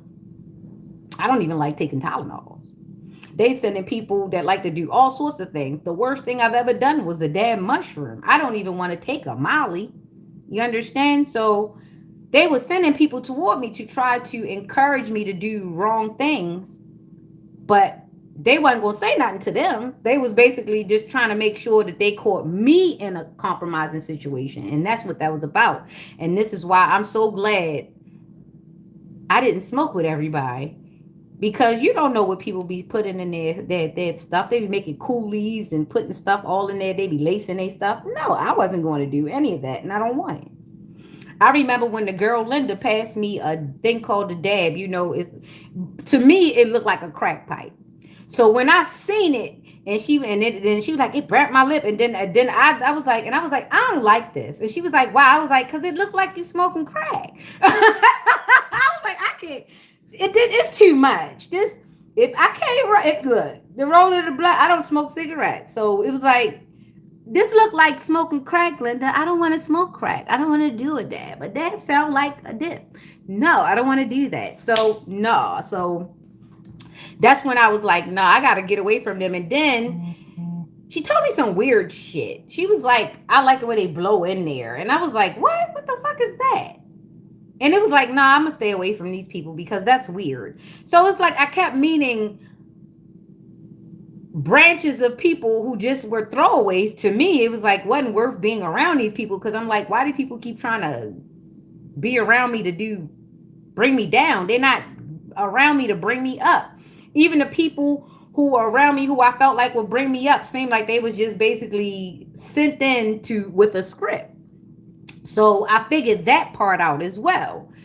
A lot of the people weren't genuine. And yes, I don't see a lot of you as genuine. I do not have attachments to any of you, because now that I'm able to see you away from you, it disgusts me. It really disgusts me, and I think very much less of you, especially because you tried it. And you tried to play on intelligence that you did not have. It was just a script from a dysfunctional person who was jealous of me. And they unfortunately studied me so long that they tried to enact something that they should have just really fucking written in a book and probably had therapy from that. But we're here now. We're here. So what happened was, when I started I got into situations at work where I had to basically go off on workman's comp and stuff like that. And I seen that my mother got mad at me because every time I got my rewards or whatever from my stuff, she would get mad because I wasn't giving her my money. And one time I got into something and I got a reward, and she was like, you don't never tell nobody about your money. And I'm like, why would I tell you about my money when you don't help me do anything? You don't do anything for me. Every time you promise me something, you don't give it to me. You married this man 2 days after my birthday so that you can ignore my goddamn birthday, even though I told you that he's trying to have sex with me, but you still married him. So I'm just trying to figure out why you keep wanting all of these things from me when you don't give me all of these things. I've been the only one to tell you was pretty when I looked in the room and seen everybody was using the shit out of you, and you got mad at me for that. So I'm just trying to figure out why you keep trying to use me. So I had to distance myself. I can't do it. I can't do it. And then she would ask me stuff like, I would work three jobs at a time because you told my son father to stop supporting me. You told him to stop coming back. You told him to cheat on me. You would watch him cheat on me with all of our coworkers and not say nothing and then say, oh, he nasty. And I'm not even so sure you weren't one of the people that he slept with because you just let things slide like that and you did not like me. So it became apparent that you just, yeah, this is why I was being financially abused. So when I started working 3 jobs and you started questioning me, even though you'd helped me find one of the jobs, especially when I started working for Mission Now, you really hated when I was doing my private duties, is because one, I was good. People would tell you that I was good at what I did. And you would get mad because I wasn't just giving you the money. And then you would say, well, let me work for you. And then it just seemed like people would die faster after I would let you work for them. It was like you would go in and do stuff to push people faster. Like, and I'm just realizing that right now as I'm talking. Like, that's why my patience was dying faster after I would let you sit in for them for a week or two. Like, y'all was diabolical. So either way. So after all of that, and I'm just going along, realizing that this man ain't gonna never act right. The one that you wanted me to marry is because he's doing what you want him to do, which is try to abuse me and sticking to the script. And then I start paying attention to your son, who's supposed to be my brother, but we gonna leave that alone. Your son, he finally gets out of jail, finally, which was on the Eastern Shore, me not paying attention. He finally gets out of jail. He come up. He married his chick. Fine, it's crazy because the chick worked at the same therapy place that I was going to. So you probably already had dialogue with the chick because you was trying to find out how much money I was getting from my accident. So boom, you tell your son, who's basically not good at this at all, he needs you to do crime. So you are the crime boss. So you tell him to go around there, get with her. So now it's your son and Latrice. Yes, I don't like her, so I'll say her name, Latrice, who follows me. So multi-specialty, this is where multi-specialty come in. I actually happen to work there, and I'm trying to figure out who stole my 401k from multi-specialty. Was it you and your so-called daughter-in-law? Right. So all of these companies involved, I'll tell you how we got to Luminous, because Luminous and multi-specialty healthcare are connected. I used to work for multi-specialty healthcare, and I also used to get treated at multi-specialty healthcare. So those are two things for you to remember. Luminous is the last thing. So my brother marries the chick from multi-specialty healthcare, right? That's Latrice. He marries her. She already in my business because she has access to the medical records at multi-specialty healthcare. She marries my brother. Next thing you know, my brother, she's starting to try to sue me. She tried to sue me for $8,000. I remember in 2014-16, one of them. She tried to sue me. Now, I asked my brother, I say, why your wife suing me? If we supposed to be family, why she can't come talk to me? He said, I'm not into all that. I'm not into all that. Come to find out, it was you the reason why she trying to sue me, because both y'all was trying to get into my money because your mother told you to do it, right? And that's why when I said I wanted to buy a house and I didn't want to rent no more, she was like, you ain't gonna never get that house. And I mean, she was adamant. I saw a vein pop out in her neck. And I was trying to figure out why she was so bold when she made that statement. Now I know. Either way, the shit didn't happen because I still got my house, but it was by the skin of my teeth because you really was trying. You basically told the line. If I wouldn't have got my house, yeah, it would have been something illegal done. But anyway, like I said, fast forward. So when your son and Latrice got together, the whole point of them getting together was to destroy me and to keep trying to sue me and to get money out of me, because now you had access to my accidents and my records, right? Boom. So then you start requesting and doing the mail playing with the mail and redirecting the mail to get my retirement. That's why I kept seeing my nationwide, my retirement stuff go to your house. And I kept trying to figure out, well, if I moved away from you and I did all of these address changes, why is certain things going to your house? And you did that to Kenny too. You did that to quite a few people. Come to find out, you do magic on a lot of us. You do magic on a lot of the people in the family because you try to keep up with their finances to make sure you either got your hand in their pocket or you got your hand on their neck or your foot on their neck so they don't get that far. Because you is that one. Mm-hmm. What happened to my grandfather? Okay, I'm trying to figure this out. A couple people. Y'all got all the money. What happened? Because I'm trying to figure out if he spent all his time trying to live with his sons and everybody else besides you, why did they bring him to you last? Because they knew you would get that shit done. Right. Anyway, so after your son and the trees kept trying to sue me, I goes over and I'm going to tell you what pushed me into Luminous. I'm going to tell you what pushed me into Luminous. All right. So after y'all tried to do me in San Diego and the boy stole $8,000 out of my purse and tried to have me committed over in San Diego, I made it back. I hurried my ass back over to Maryland because I'm like, $8,000. Now I'm calling around. I'm calling all of them. I'm calling Incondito or Esquidito or whatever. I'm calling over there and I'm trying to figure out where my $8,000 went because the only person that knew I had money on me was my son. And he like, I don't know. We'll look for it, this and that and the third. Come to find out, y'all told him to take it. Because y'all basically said, you can go ahead and take it. We're going to get rid of it anyway. No problem. And that's why the efforts was ramped up even more. I was not supposed to make it back from San Diego. Truthfully, I wasn't supposed to make it to San Diego because y'all sent Nolan to date rape me. Cause that's why he was sitting on my couch with the gun, talking about some. That's what this the house the old lady said you was gonna be in. Yeah, he said that. She said that. He said that. This is what he said directly out his mouth. She said that you gonna know everything to do.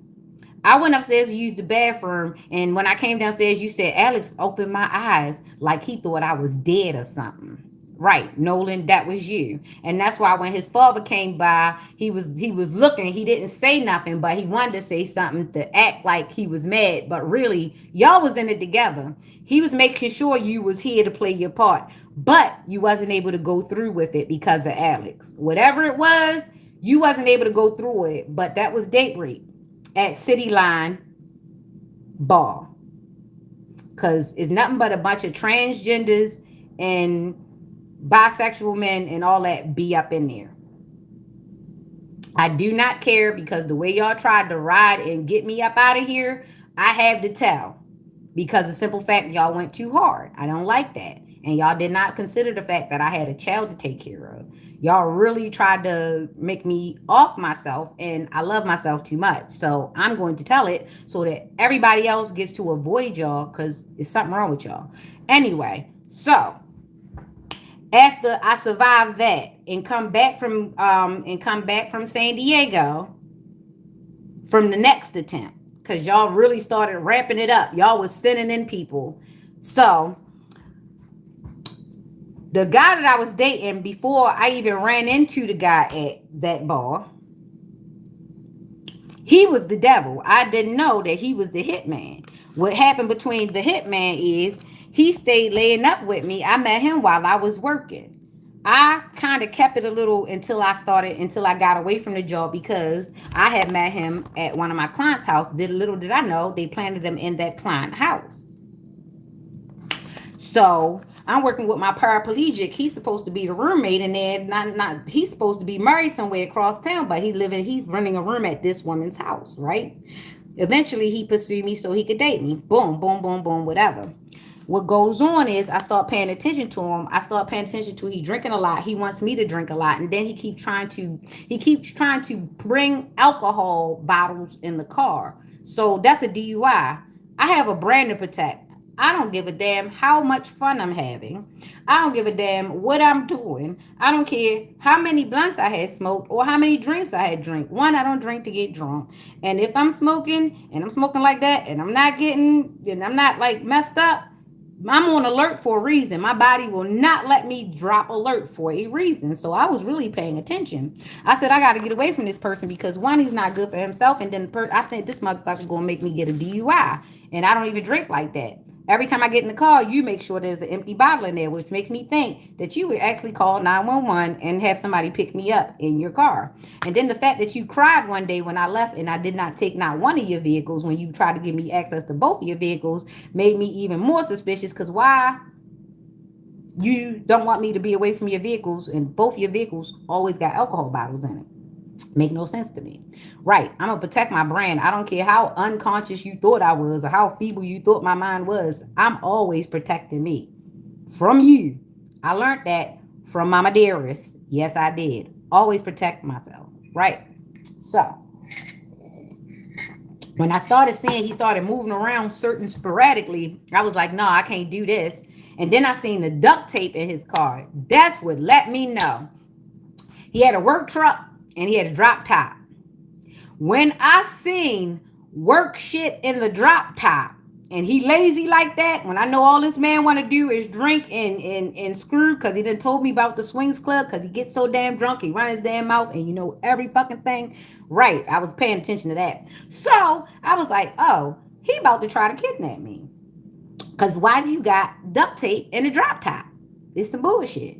Right. So he couldn't get away with that. So when couldn't get away with that, I noticed he started easing out. He started starting more stuff. So I started leaving, right? And he got mad because I started leaving him, his car, everything. His liquor, I don't care.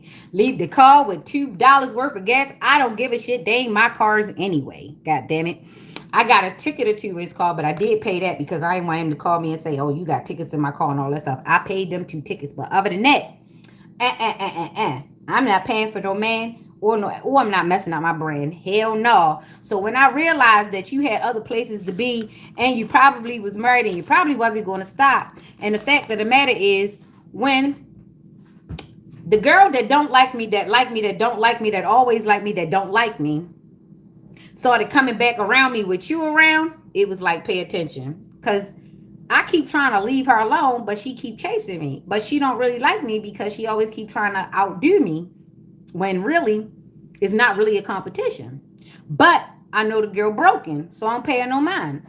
I let her come around. Want to know why? Because I really wanted you to go somewhere, and I knew that y'all was just made for each other. So while y'all thought y'all was setting me up, I was really watching y'all with the setup. So I saw calling her around because I was like, watch, he gonna go for it. He gonna go for it. So when he comes around, he was like, she ain't nobody. She ain't nothing to fuck. She ain't nothing but somebody to fuck. I was like, he gonna fuck her. So when she started pressing up on him in my house, like at my house in front of my face, like I'm not gonna see that shit. This is the thing. One, I'm not gonna break up my own shit. I got nice shit in here. I'm not breaking up my own shit, beating your ass. And two, I don't really think you can fight. You talk too much.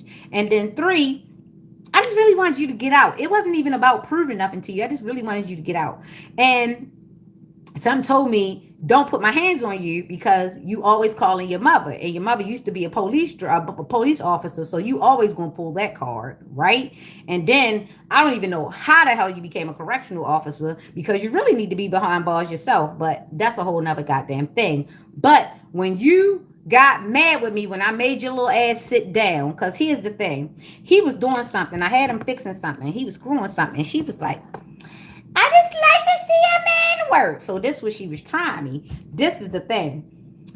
What she was trying to do was make me beat her up so that she can call the police and they could fuck in my house. They probably did while I was at work one day, but neither here nor there. That's some nasty shit. Anyway, what I'm saying is she was doing it so that she could rage bait me in my house. And I wasn't about to let that happen. So I basically, when he walked into another room, I basically walked her down and made her sit down. She didn't like the fact that she was trembling because she knew she wasn't about to say nothing. So what she did was, I'm gonna call Monique. I'm gonna call Monique. So she goes outside on the phone. She talked to her girlfriend, and he's still in there trying to act like he cool, but he wasn't cool because I'm sitting there watching. I'm like, yeah, some shit strange going on, right? So when she come back in, whatever, she try to act like she was cool. I was like, this bitch ain't that cool that fast. She mad as motherfucker because I basically punked her. So she and I ain't say nothing about it because I'm not a person that tries to boast or anything. But yeah, I basically punked her because no, you're not in my house. You gonna sit your ass down, or you gonna get the fuck out. So basically, when he went to go do something in the basement, she was upstairs with me, and I made her sit her ass down, and I didn't raise my voice. I said, "Bitch, I don't know what the fuck you doing, but you better sit the fuck down." And that's how I talked to her, and she didn't like that, but she did, but he didn't hear it, so he didn't know what I'd said to her.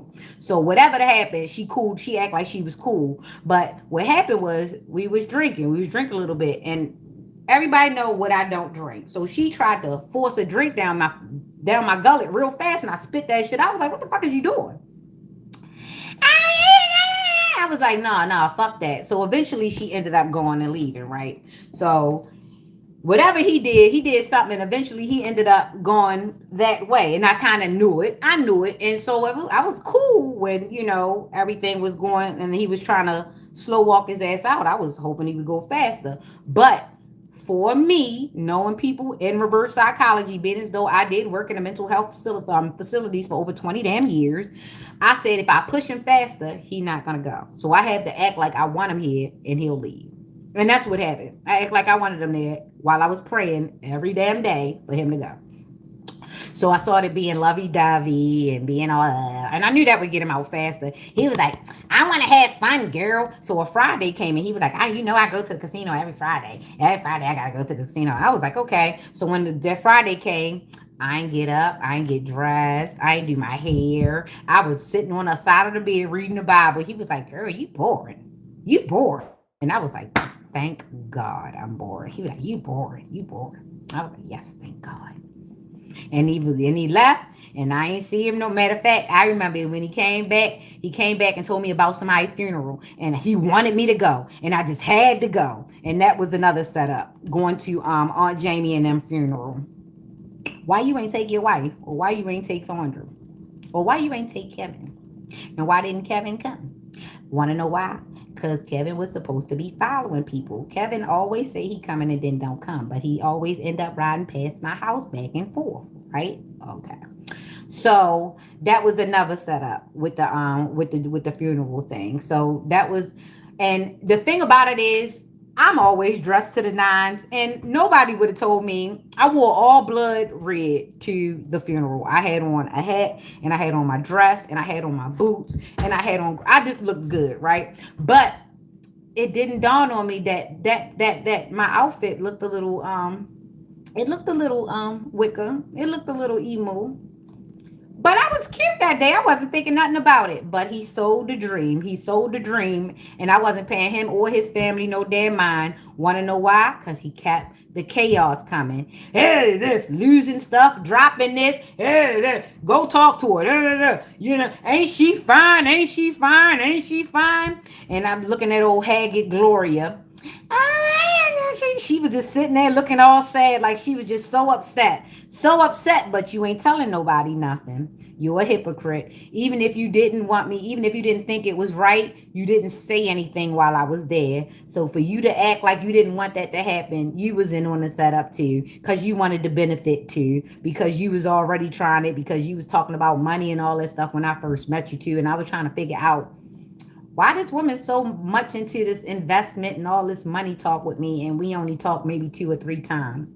It was something with that, and I made the mistake of telling your big mouth brother that your ass was up to something too. And you know what he did? Because he's a damn coon booger and a jelly bat. He went back and said, my girlfriend don't like you. Well, you should have been talking to your wife too.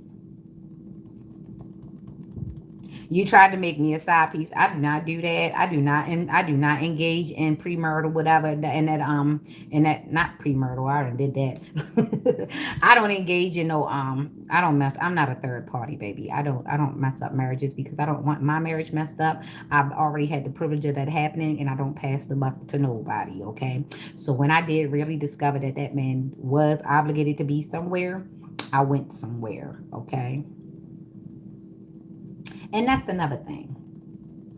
See, got to you let me think long enough. I'm gonna think. Anyway, so with that being said, after I realized that that man was actually in on some bullshit, and he was with that girl, it didn't bother me because I know that girl does witchcraft. I know that girl does witchcraft. I know Sandra do witchcraft. That ain't bother me at all. The thing about it is she was doing it on me. She started doing it on me for that guy, or doing it on that guy against me. Whatever have you, I knew something was up when he came back around me one time and he was like, men and women love you. I just don't understand. And then I saw him wear pants that looked like mine. And I was tripping because I was like, oh, he jealous. He jealous to the point where he really want to be a woman. And then I remember that time when he said, I wish I just had a big old dick. No, you meant you just wish you had some. Because eventually I saw you trying to wear the same cargo pants that I wear because you liked the way my butt looked in my cargo pants. So you started buying cargo pants because you wanted to dress like me. Okay. I pulled that out. I called that out at McDougal's when we went to the strip club. When we went to the strip club and I seen how you was dressed, I seen you was either trying to dress like the old man Newport special, which you kind of really is, with the sunglasses, the cap, and jogging suit, or the Nikes with the jeans with the little shreds on it, the Foreman Mill specials with the little chains on them. You was just trying to do everything, right? You was doing everything but being old. So I caught that. So yeah, with that being said, yeah, with that. So with Sandra, I was like, I ain't even want to bother with that because I know she do witchcraft. I also know she'll eat a little booty. So I know if she's still a man for me, I ain't getting them back because I'm not eating your ass. I'm sorry, I'm not gonna do it. So that part, and then I know she don't like for people to be married. I know she don't like for people to be in relationships. She is like the third party thrill. So after seeing what she did with Barry and then seeing what she did with Ruben, it was like she don't mind being a third party. That's her thing, but that ain't my thing. Okay, that ain't my thing. Me and her is not nothing alike, and I think that's her problem. And she take on the same personality as Mommy Dearest. I've always called this girl Joan Crawford. If anybody know me, I have always called Sandra Joan Crawford because I don't believe that bitch got a loving bone in her body. Everything she do is for either money or theater. Having them kids was for theater. That was not for her to actually love it. She's a damn narcissist. Anyway, like I said, so I'm gonna tell you what pushed me into luminous healthcare. I'm gonna tell you how and why that happened. So I was on the internet and I was figuring some stuff out, and I realized that my son had knew some hypno practices, right? And he was doing it to me in that house. So I realized that somebody was trying to put a trance on me. And I went in his room and I started seeing things that was confirming what I was thinking. So after I removed those things, me not knowing you was a part of it, I ran to Scott's house. I went to Charlie's house. And I was going there because I needed to release. I wanted to cry. I wanted to talk about whatever was going on. But when I went there, before I went there, I had did my research, and I don't know what happened, made me happen to research who was going to be the next principal for Alex School the next year. And when did my research, I seen that your girlfriend was supposed to be the next principal. And I was like, that's too convenient. Why the fuck does she want to be all up in my child's school? Because you're supposed to be the vice principal somewhere else, right? And I don't even like the way you deal with your kid because you feel like your kid big as a truck driver. You feel like you could punch on her. And then when Scott told me that she spit in her face, in his face, and got put away, I was like, yeah, he don't like your child. And the way you treat your child, the way you have your child laying there on the floor while you upstairs screaming and carrying on, that's child abuse. That's child exploitation. That's child abuse. And the fact of the matter is, you was making her lay down there while you was doing all that with them, and you punching on that child in front of that man. So he already know you don't like that child. You want that man. So we already knew what she was about. And I didn't like that. And I made a mistake of telling him that I didn't like the way you carried yourself around your own child. Me not knowing he was a warlock already. So when I came to your house, and I knew when I came to his house and I was about to tell him all of that, I started paying attention to how you was walking around like a robot. And you ain't had no damn clothes on when I walked in. And it's not that you can't not have no clothes on because I'm a woman and I don't really care. It was just the way you was walking around. Like you was just, I don't know. It was a crazy look on your face when I came in. And me knowing that my cousin will keep a whole bunch of weapons around the house, I don't trust you. So I'm in there talking to Charlie, and something just say be easy because one, why does chick want to be the principal at your child's school next year? I don't like this. So I'm about to say something about it, but then again, I'm looking at the digital photo thing that you had on the wall. So I'm talking to you and I'm crying, and then I get a feeling. She walks out the damn living room, and she real creepy walks past us smiling, quiet, listening to me, quiet. And she go up the steps. And my issue was you had Alex follow you up the steps. And you tried to get me to come up the steps. Here's my thing. Y'all already was setting me up. Had I walked up the steps to go get Alex, you could have claimed anything. And with the weapons in that house, you could have got rid of me real fast. When I saw my son walk up the steps with that creepy ass woman, I walked out the door. Because you was trying to get me to go somewhere where I couldn't get out. So I came out I went outside. I had that white rental. I went outside and I said, come on, Alex. I called to Alex from the porch. She came out on the porch holding Alex's hand. Real creepy like. And she wasn't going to let him go. Y'all was trying to get me to go back toward the house. And I said, no, I can't go back in the house. I said, come on, Charles, get in the car with me. Let me ride you around the block and then I'll bring you back. I just want to talk to you. He wouldn't get in the car with me. He wouldn't ride with me. He said, no, I'll go get my keys. He kept trying to get me back in the house. I said, no, I ain't going back in the house. And the reason why I wouldn't go back in the house is because at that moment, when I was talking to him and Kalundra walked past with my damn child, Latrice's picture, my brother's wife picture, flashed on the photo album. And all the pieces fit together. I got so spooked. I said, I can't go upstairs. And y'all held on to my child, so I had to get in the car and leave. And what y'all did was y'all hooked me up. Because I was going to the airport to say something. Y'all hooked me up. Y'all knew. And that's how I ended up in Luminous, which is a sister company to Multi-Specialty Healthcare. And who works at Multi-Specialty Healthcare or who worked at Multi-Specialty Healthcare? Latrice. And that's how I connected all of y'all. So it was my mother. It was Latrice. It was Charles. My son helped. And it was my brother. Now, y'all not the only ones, but y'all the main ones who made sure that y'all kept up with my movements. How does a brother who don't pay you no mind call you out the blue, talk about, hey, why don't you come over? Let's catch up. That's some weak, scary shit. Like we already discussed, you were never a good drug dealer, so I don't know how you thought you was going to be a good, I don't know. It just didn't get like that. Just like that as Kerwin, just like Luther and yeah, the thing.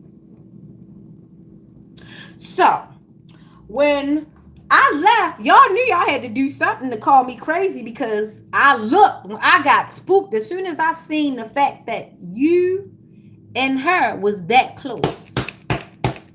And the fact that that girl been trying to sue me and been trying to do things to me since she came into contact with my brother, I knew that that was the whole hookup. I just didn't know how deep y'all was gonna go. But I do know the main parts. And this is what it is.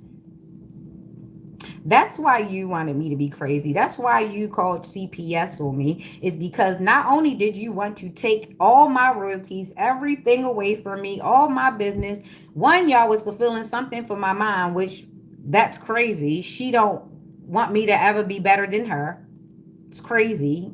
Happened already. And then two, y'all were just basically going to try to take my house, my kid, my money, my royalties, my book, all of my stuff right up under me. And y'all wanted me to smile and let y'all do it. Y'all wanted me to be happy and have nothing. Either I was going to end up in a conservatory taking a bunch of pills, numb out my head while y'all just happily paid or not paid for whatever. Or I was supposed to be arranged on top of somebody body in somebody graveyard while y'all ate real good or fed big back over there. Big back. Why you ask? Why like that? Right. So, yeah, I didn't appreciate being put in luminous. I did not appreciate watching y'all pay people on the ward actively while I'm sitting there to say I'm crazy. And when that doctor or social worker or whatever the fuck she called herself, because she was playing too many parts, went in there, came in the room, and got scared when I showed her my ID. When she was like, "How did you get that in there?" And she jumped. The way she jumped, she was like, "How did you get that in there?" I knew something was going on. Because why would me having my own personal identification spook the shit out of you? And why can't I Google the social worker who discharged me? He don't show up on no medical list. All I know is that he wore black dashiki and sandals, tire sandals, every time he came to do my evaluation, and they kept trying to get me to take medicines that my system wasn't even going to acclimate to. So you see, what you thought was under the veil wasn't under the veil. It just wasn't being able to be worded because I needed to be sure of the words, because I had to make sure I was protecting my brand. Because I know you like to litigate. You've been trying to sue me since you got access to my family, because you were told to sue me since you got access. And I wanted to be very clear, because I know you guys want to do defamation of character, but just make sure you know. Test the spirit. I didn't say anything that wasn't the truth today. I didn't say anything that wasn't the truth the last time. And ever since then, the fact of the matter is, you don't like it that I'm telling the truth about you. You wanted to look down on me, and that's fine. It's okay. But you wanted to look down on me with my motherfucking shit. And I don't play like that. And even if you would have succeeded in getting me away from this great rock we call Earth, baby, that would have been a bigger problem for you, because you can't do nothing with spirit. I told the Taurus that I was going to stop at nothing and unturn no rock until I found out who the fuck was fucking with me. And I meant that. I don't know who painted that weak picture for you, but they are not talented, obviously. And we will not call them the brightest crayon in the box. But I'm hoping that this information helps somebody pay attention to the signs and the synchronicities of when somebody trying to get you up out of here. How a person will try to keep calling the police, try to get you locked up. They will file papers. They will call all they connects. They won't do it to your face. They won't let you see it. They will be in the background, shaking hands and rattling bed rails, trying to make sure they set you up in a cocktail. Even though some of them have undoubtedly served themselves their own cocktail. Mazel tov to you.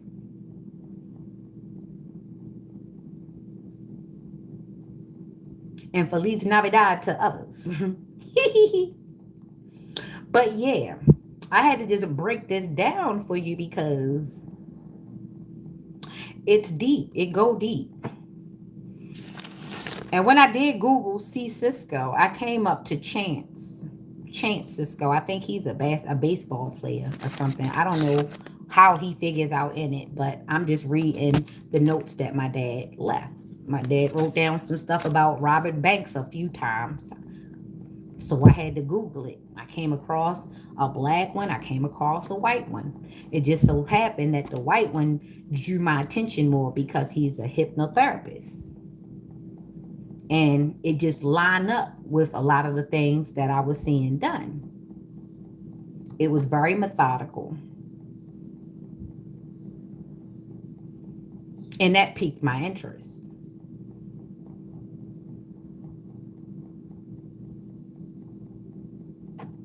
So yeah.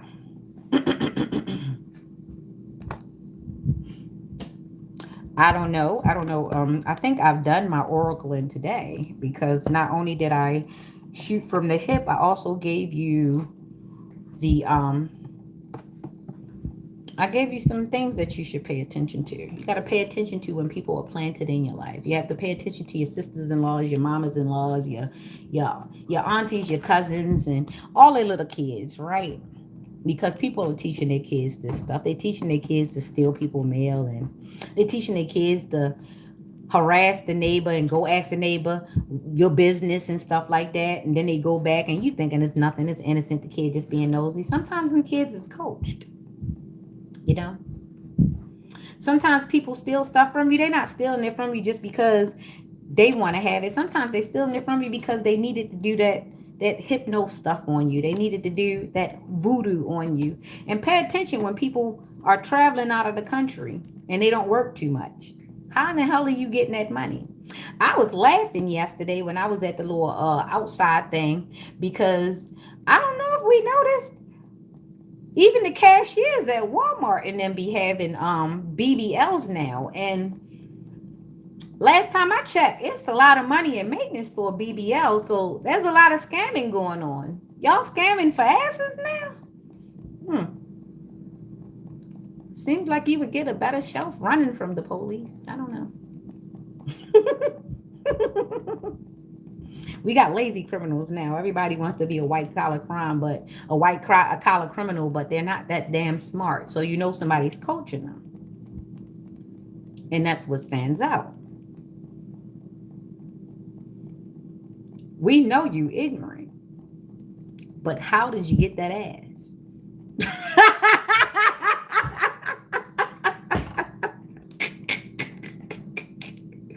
I'm sorry I said the quiet part out loud.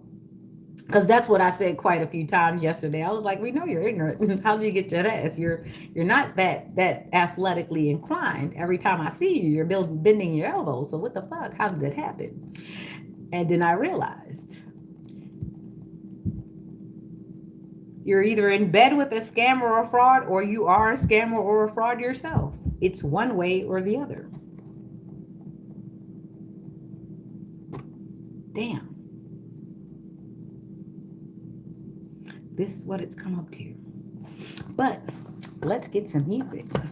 Let's get some music. You know, I'm going to try to come up with a different Reiki for tomorrow, even though I'm still going to continue with my regular Reiki because we still have a lot of familiar traumatizations that we are going through, and a lot of it is still mother and father wounds, be it as though our mother um either loved our dads too much or didn't love them enough, excuse me, or didn't love them enough, or vice versa, where the dad loved the mom too much or didn't love mom enough.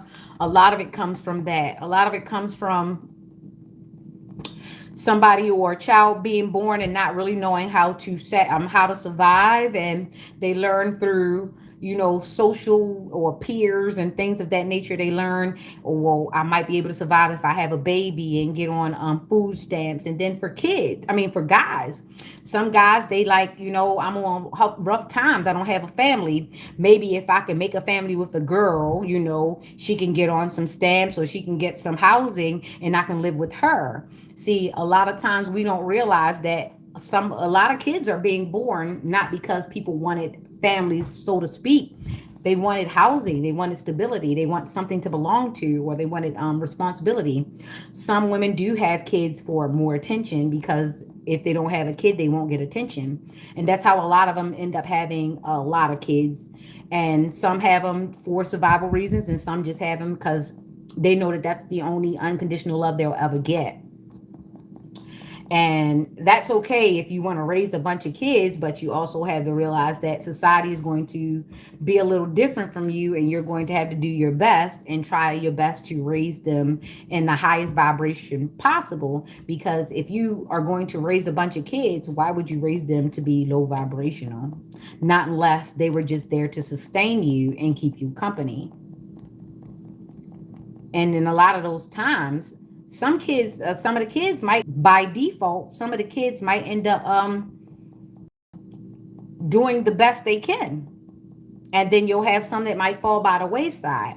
But I don't think it's good to have so many kids just to see who goes up and who goes down, because you're still playing lottery with your kids. I mean, that is a narcissistic thing, to have a bunch of kids just to see who's going to make it and who's going to go down. Like, shouldn't you want all of them to go up? But that's another discussion for another day.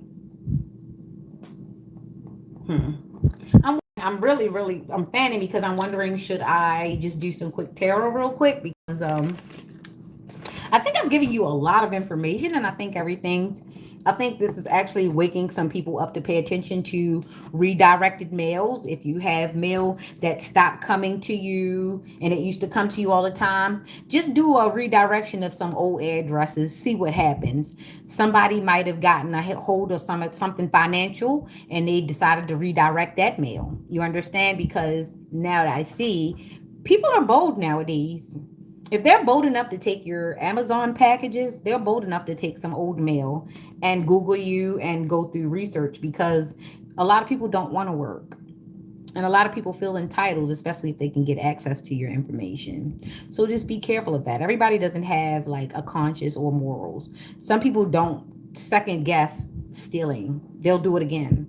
We see so in the fraud, and this is why I'm saying, this one guy, he stole what, 1.2 million, had to pay back 12 something, and then he's only going to do maybe what, 4 or 5 years. So a lot of the scammers are really starting to feel like it's worth it. I steal a whole bunch and I only have to do so much of time. So we really got to be careful. And this is the thing, even though the scammers are saying, yeah, I'm not going to have to do a lot of time, you still got to survive.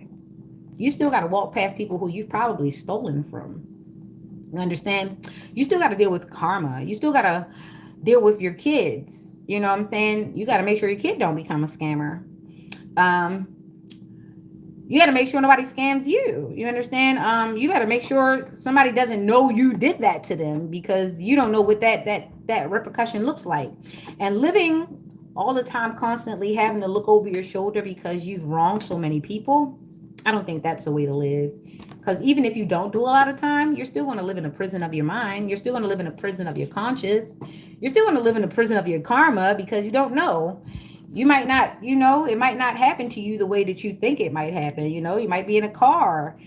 I mean, remember, I Care a Lot, that movie where she did all that scamming, and I mean, she got to the top of the hill, of the top of the top. She was operating a multi-conglomerate. She had the wife of her dreams. She had the job of her dreams. She had the bank account of her dreams, and she died from 2 bullets because this one guy remembered how she stripped his rights away from seeing his mother. She put her in a conservatorship in a nursing home and ordered the doctors to exercise her with minimal pain medicine. And to that woman's demise, her son never got to visit her. Her son never got to sit in a room with her again. Her son never got access to none of his mom's belongings. He never got his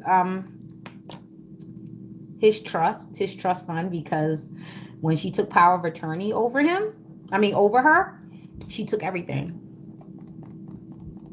And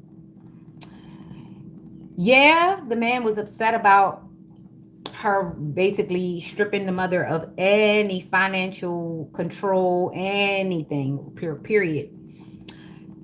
The thing that hurt him most was that he never got to hold or hug or kiss his mother ever again, because she had legally through the system, through the justice system, through DHS, through adoption agencies, through conservatorships, through the judges, through the lawyers, through paperwork, legally, legally kidnapped his mother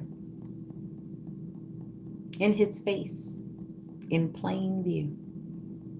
He had to watch his mother be legally kidnapped every time a decision was made. That's something we have to think about. People are out here legally kidnapping other people through paperwork, through their kids, through the system, through schools, through everything. So there are so many ways to look at human trafficking. And there's so many ways we have to protect ourselves. Yes, even from our loved ones. For the ones sitting quietly in the corner, counting your pockets, never feeling your heart, never feeling your soul, but they're counting your every breath. They're counting every positive move you make and how they want to benefit off of it and how they're going to stop you from benefiting off of it. So just be careful of signing contracts and always marry with a prenup. I don't give a damn if you only got a mayonnaise packet to your name. Put a prenup in place. See if they really love you. And if they don't, there's always the contract. Okay? So, till the next time, this has been Nyx. Hopefully, I've given you enough valuable information so that you can think twice, right? Okay. All right. So, with peace and love. But the next time, don't come for me. I don't know why they paid you.